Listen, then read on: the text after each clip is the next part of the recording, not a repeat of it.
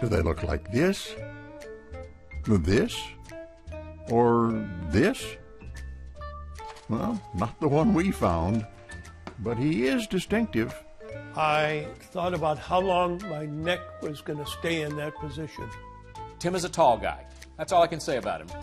They think it's kind of ironic him being so tall, and like elves are like the toy makers.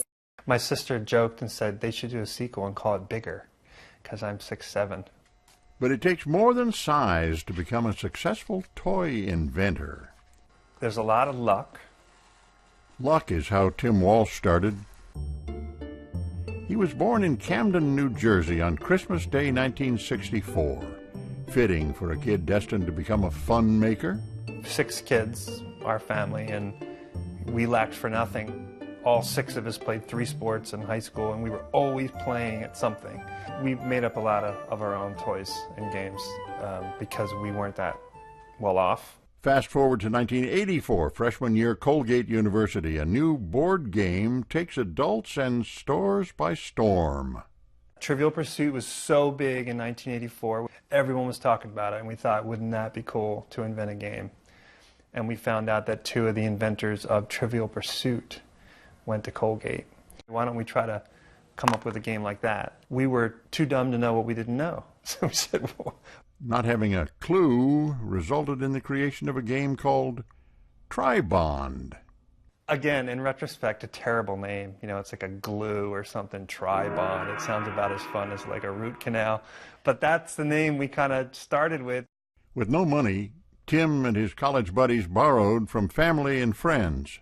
We sold it on our own from 1990 to 92.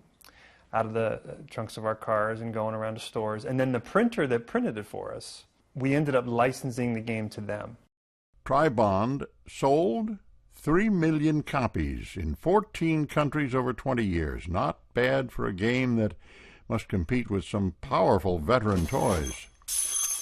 If the movie industry worked like the toy industry worked, when your new movie came out and it was good enough to get into theaters, it would have to compete against Casablanca and Star Wars and Jaws and all the best films. Imagine if they were still in theaters. That's how the game business works.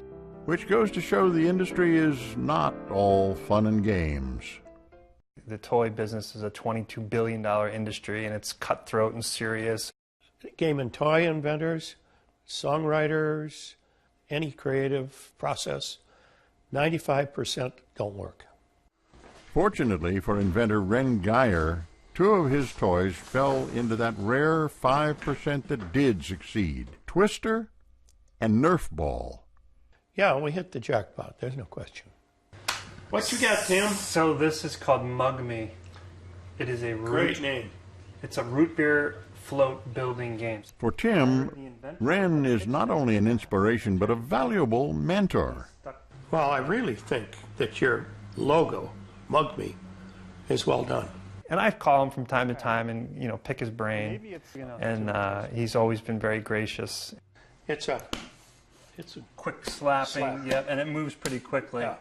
Tim first met Ren while writing his book, Timeless Toys, an homage to history's most famous toys. If you create a piece of music and it sells 1 million copies, you get the cover of Rolling Stone, you get a platinum record. But the people that I interviewed for my book, like Eleanor Abbott, she's a school teacher from San Diego. She's invented something that hasn't sold 1 million copies, like 200 million copies. Candyland is what she invented. And she is unknown. I was like, this is a travesty. You know, this is terrible. This isn't right. Start off with an interview of him. With help from his friend Ken Sons, Tim brought those playful stories to life in a documentary called Toyland. He really was wanting to try to capture interviews of some of the old toy inventors before they pass away. That was a little better. Okay. Books and films aside, Tim's passion is inventing fun, which is always a work in progress. I have a couple things. Of course, I'd have to kill you if I told you, but it's a very competitive industry. Did I mention that previously? Flip. But a hand worth playing when it's a family affair. They're willing guinea pigs. They have played many of my prototype games, and usually they don't complain too much, and they give me great ideas. 2, 3, flip.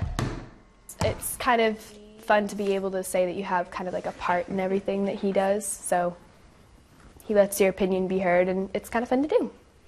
At the end of the day, you're connecting people, you know, you're giving families something where they can kind of connect with the people they love. So it's a wonderfully rewarding industry, and it's fun. Toy inventors, the unsung heroes, where rewards trump notoriety. That's just the game of life.